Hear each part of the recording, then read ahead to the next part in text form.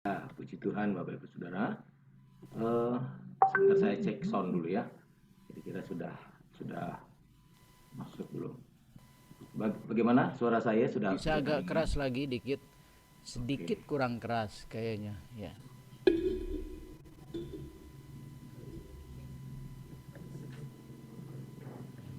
Ya, saya harap sudah bisa terdengar jelas ya. Iya, oke.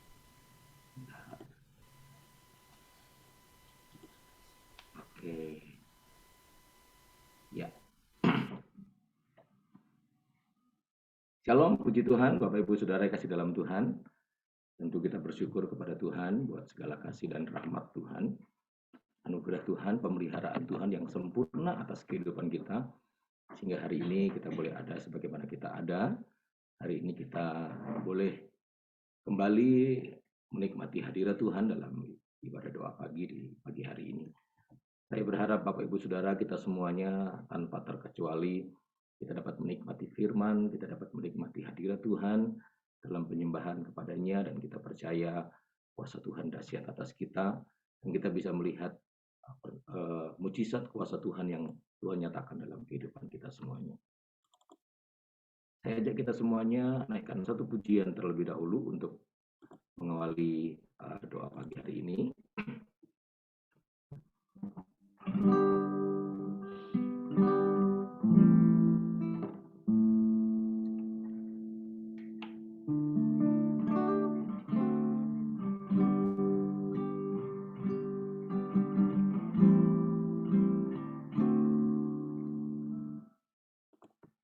Bila ku buka mataku dan lihat wajahmu, terkagum bila ku lihat hidupku dan karya tanganmu,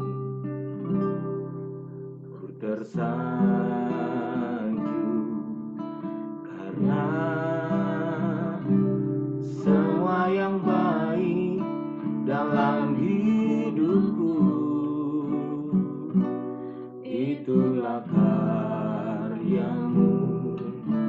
Kau beri kesempatan yang baru dan ku ingin mengenalmu Tuhan lebih dalam dari semua yang ku kenal. Tiada kasih yang melebihimu, ku ada untuk menjadi penyembahmu. Amin, haleluya. Bila ku buka mataku dan lihat wajahmu, terkagum bila ku lihat hidupku dan karya tanganmu, tersanjung karena semua yang baik dalam hidupku itulah karyamu. Kau beri kesempatan yang baru, kau ingin mengenalmu Tuhan lebih dalam dari semua yang ku kenal. Tiada kasih yang melebihimu, ku ada untuk menjadi penyembahmu, dan ku ingin mengenalmu Tuhan lebih dalam dari semua yang ku kenal. Tiada kasih yang melebihimu, menyembahmu, dan ku ingin mengenalmu Tuhan, lebih dalam dari semua yang ku kenal. Tiada kasih yang melebihimu, ku ada untuk menjadi penyembahmu, ku ada untuk menjadi penyembahmu, ku ada untuk menjadi, ku ada untuk menjadi, ku ada untuk menjadi penyembahmu.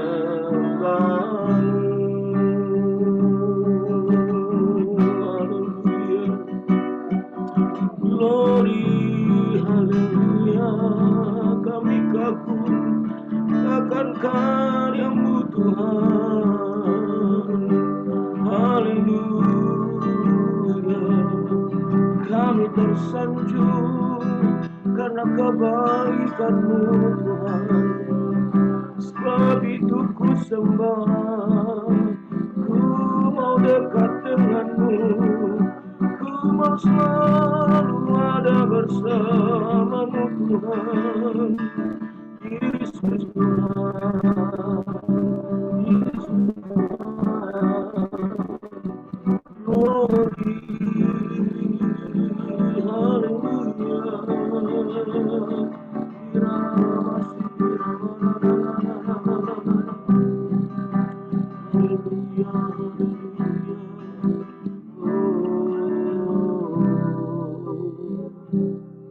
kami ada untuk menyembah-Mu ya Tuhan. Kami ada untuk kami boleh menikmati karya-karya-Mu dalam kehidupan kami Tuhan.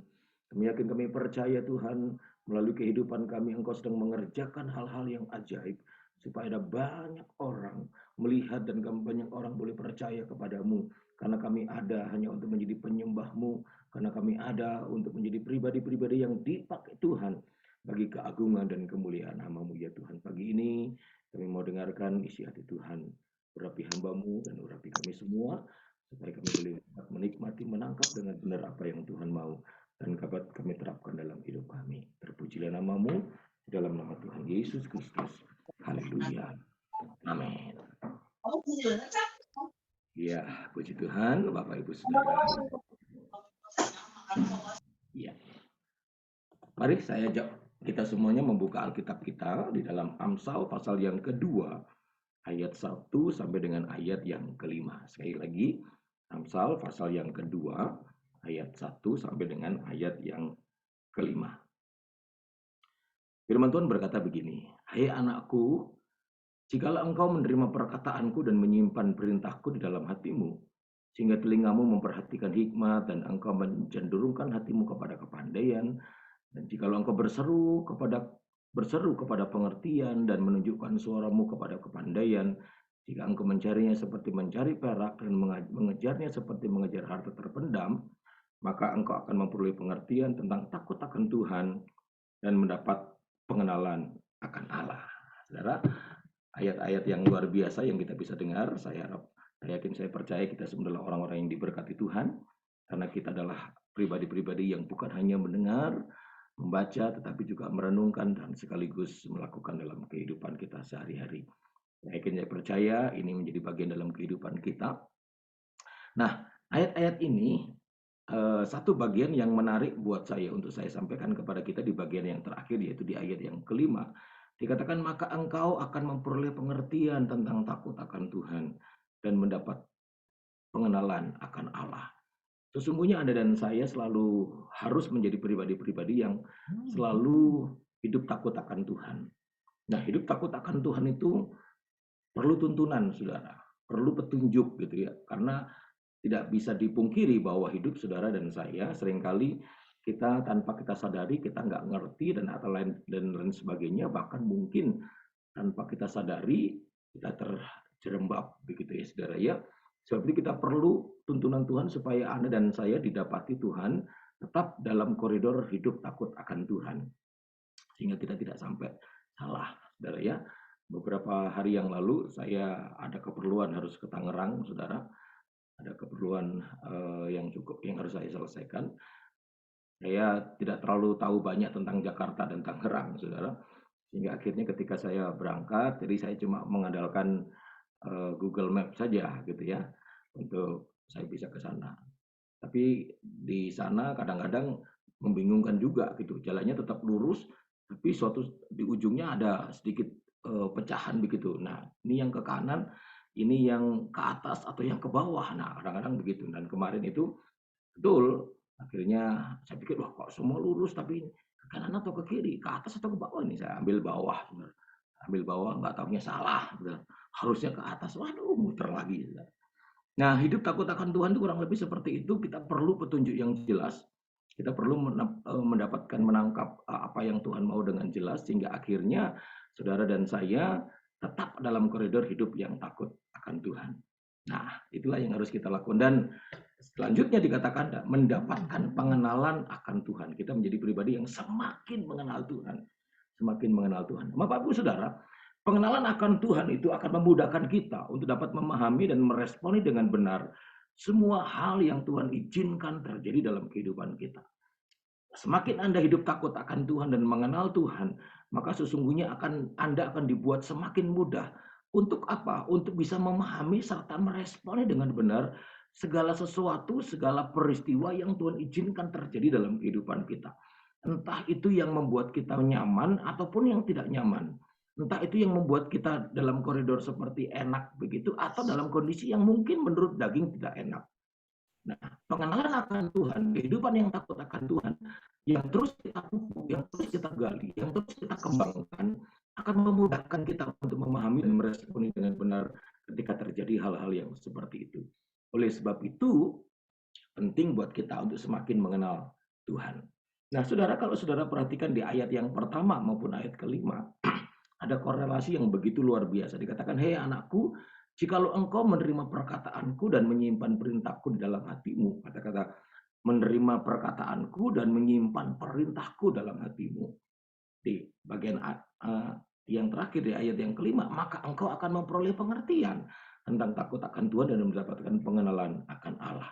Saudara, tahukah saudara bahwa tempat terbaik untuk menyimpan firman Tuhan itu adalah hati kita, saudara. Tempat terbaik untuk kita menyimpan firman Tuhan. Artinya begini Bapak Ibu Saudara, pengenalan akan Tuhan, pengenalan akan Allah itu berbanding lurus dengan menuruti perintahnya atau menghidupi firman Tuhan. Sekali lagi saudara ya, pengenalan akan Allah itu, pengenalan akan Tuhan itu berbanding lurus dengan menuruti perintahnya atau menghidupi firman Tuhan.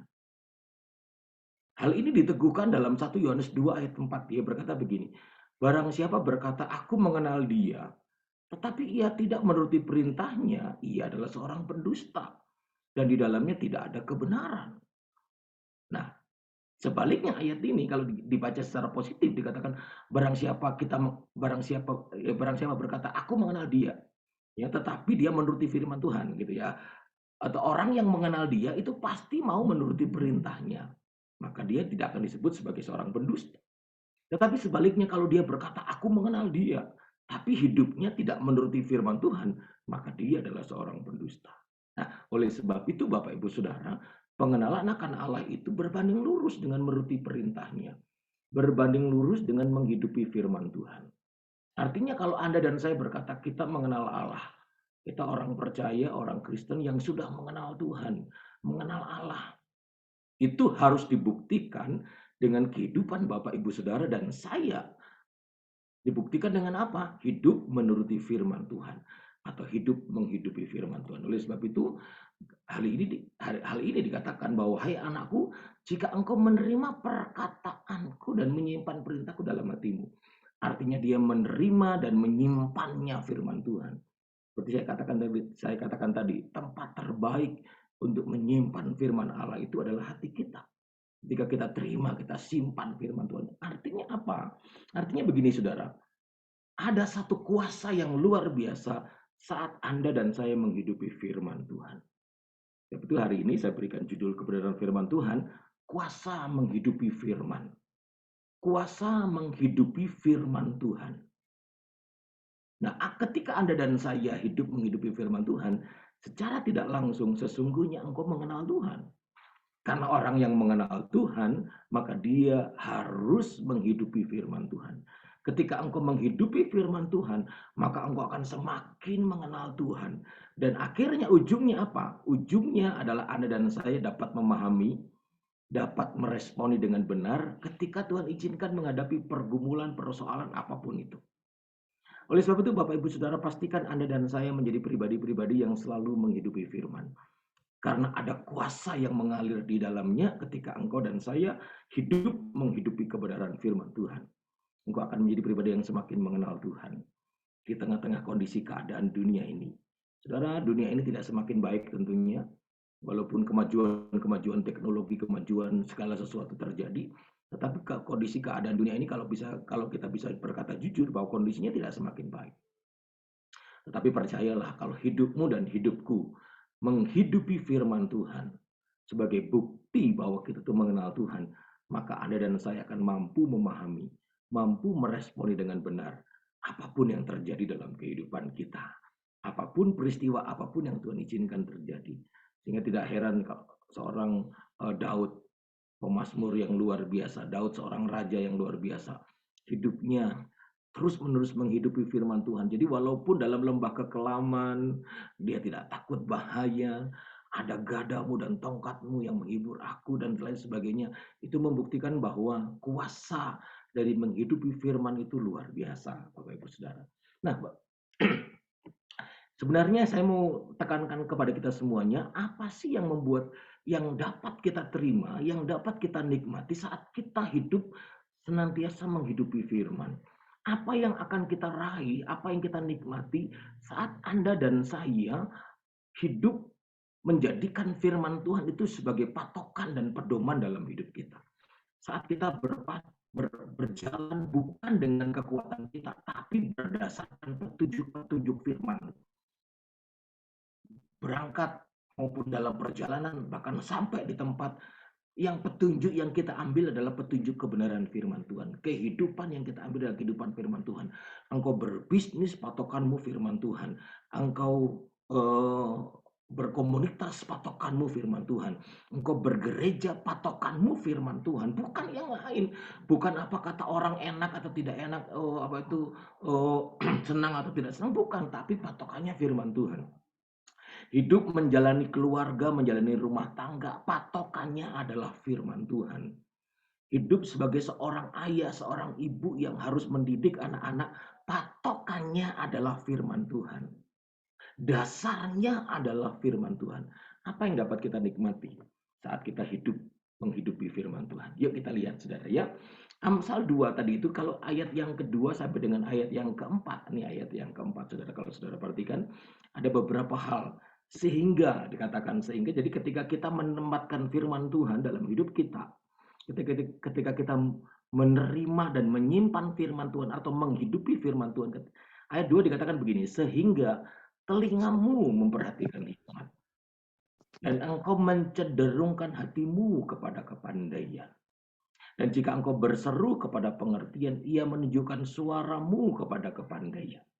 Jika engkau mencarinya seperti mencari perak dan mengejarnya seperti mengejar harta terpendam. Jadi ada kurang lebih sekitar 4 yang kita bisa lihat di situ. Hal-hal yang sehubungan apa yang akan kita nikmati, kuasa seperti apa dari menghidupi firman Tuhan yang dapat kita raih dan kita dapat hidupi serta dapat kita menjadi bagian yang penting dalam kehidupan kita. Saudara, dari ketiga ayat ini kita bisa lihat begini saudara. Telingamu memperhatikan hikmat. Ada kata telinga di sana. Ada kata hati di sana. Ada kata suara di sana. Ada kata mencari dan mengejarnya. Nah, saya bisa terjemahkan ini dalam kehidupan kita. Telingamu itu berbicara tentang pendengaran atau kepekaan. Hatimu berbicara tentang hati nurani. Suaramu berbicara tentang perkataan. Dan mencari serta mengejar itu berbicara tentang perbuatan. Sekali lagi saudara ya, saya sudah tuliskan di sana. Dari ketiga ayat tadi itu, Amsal 2 ayat 2 sampai 4 itu, Kurang lebih ada 4 hal yang kita bisa lihat di sana, yaitu apa? Telingamu, hatimu, suaramu, mencari dan mengejarnya. Itu berbicara tentang apa? Telinga berbicara tentang pendengaran atau kepekaan. Hati berbicara hati nurani. Suara berbicara perkataan. Mencari dan mengejarnya berbicara tentang perbuatan. Artinya Bapak Ibu Saudara yang dikasih dalam Tuhan, menghidupi firman Tuhan. Sekali lagi, menghidupi firman Tuhan. Menjadikan firman Tuhan jadi patokan dalam hidupmu. Menjadikan firman Tuhan menjadi satu-satunya pedoman serta standar dalam hidup kita. Akan menghasilkan apa, saudara? Yang pertama, menghasilkan pendengaran. Yaitu apa? Kepekaan terhadap suara Tuhan dan petunjuk Tuhan. Ketika firman Tuhan yang kau jadikan petunjuk dalam hidupmu, yang kau pegang hari lepas hari. Ketika engkau berbisnis, kau pegang firman Tuhan. Engkau berkeluarga, kau pegang firman Tuhan. Ketika engkau dalam kondisi apapun yang kau pegang adalah firman Tuhan. Tuhan akan membuatmu menjadi peka, saudara. Telingamu akan dengan mudah untuk bisa mendengar suara Tuhan. Mendengar petunjuk-petunjuk Tuhan. Dia akan nyatakan itu dalam kehidupanmu dan kehidupanmu saat engkau jadikan firman Tuhan itu menjadi satu-satunya pedoman dalam kehidupan kita. Pendengaran kita akan lebih peka, saudara. Bukan lagi mendengar apa kata orang. Apa kata orang dan apa kata orang. Ketika engkau berbisnis dalam menghadapi kesulitan, mulailah engkau mendengar, oh harusnya begini, harusnya begitu. Tapi kembali lagi ketika engkau menjadi orang yang hidup menghidupi firman, engkau akan dibuat peka mendengar suara Tuhan. Suara Tuhan bisa melalui apa saja, saudara. Bisa melalui firman Tuhan yang saudara baca Alkitab. Suara Tuhan bisa juga terwujud melalui apa? Nasihat hamba-hamba Tuhan. Suara Tuhan bisa terwujud juga melalui apa? Mungkin Tuhan bisa berbicara melalui mimpi, melalui orang-orang yang menurut Anda tidak masuk akal berbicara, tetapi itu ternyata itu adalah sesuatu. Seorang pengusaha sudah diambang kehancuran, terus kemudian tiba-tiba dia tidak tahu harus berbuat apa.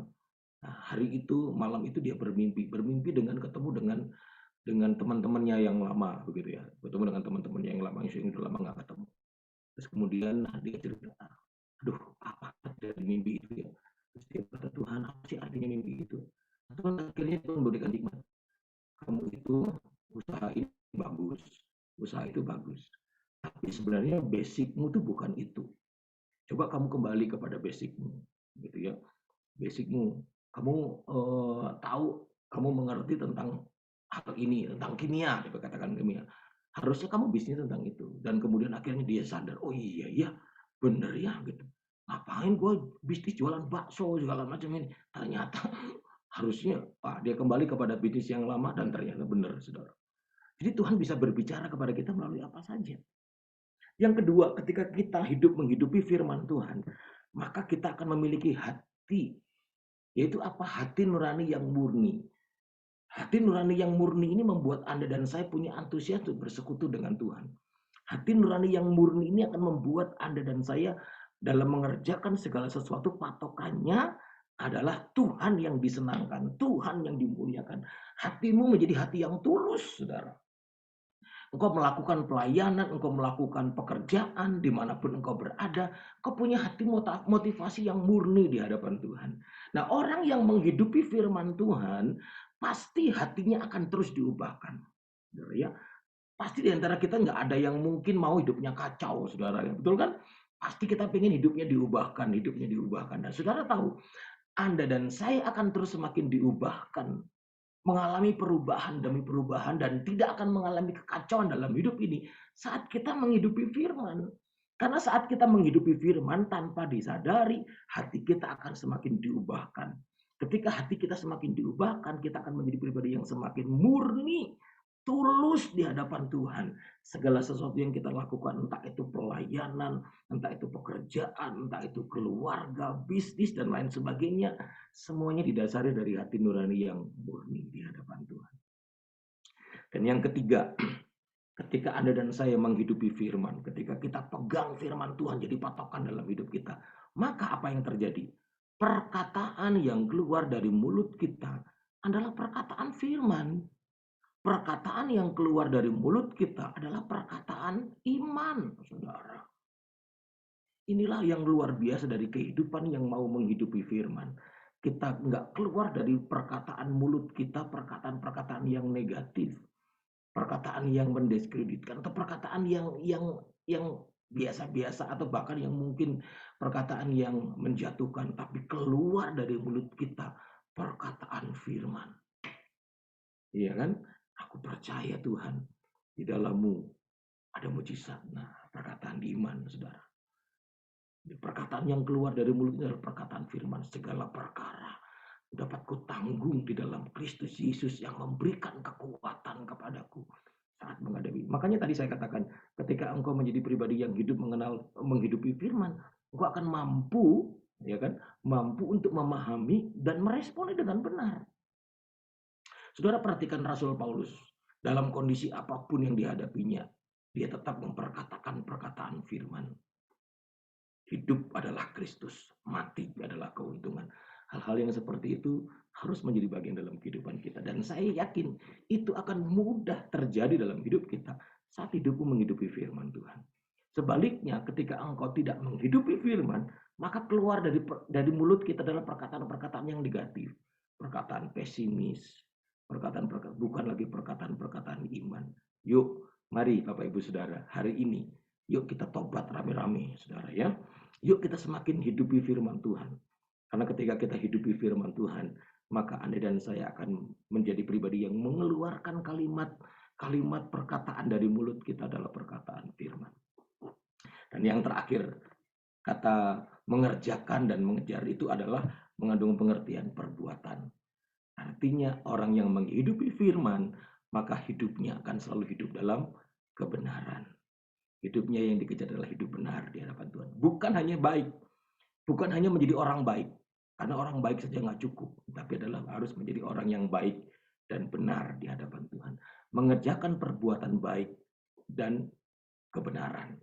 Jadi Anda dan saya akan menerima hal ini, keempat hal ini saat hidup Anda dan saya menghidupi firman Tuhan. Sebab itu pastikan Bapak Ibu Saudara hari ini, firman Tuhan mengingatkan engkau dan saya harus menghidupi firman Tuhan.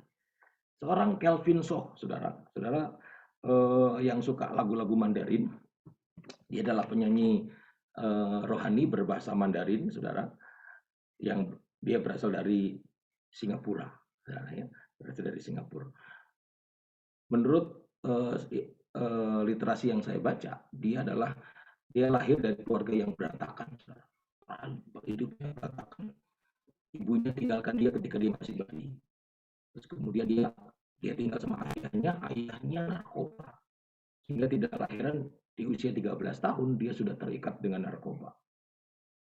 Dan dia perlu menghabiskan waktu 24 tahun keluar masuk penjara gara-gara narkoba. Sehingga tahun 1998 ketika dia dalam penjara, dia ngomong sama sipirnya, "Pak, saya minta buku dong gitu yang bisa saya baca. Aduh, ini puyeng ini. Kadang-kadang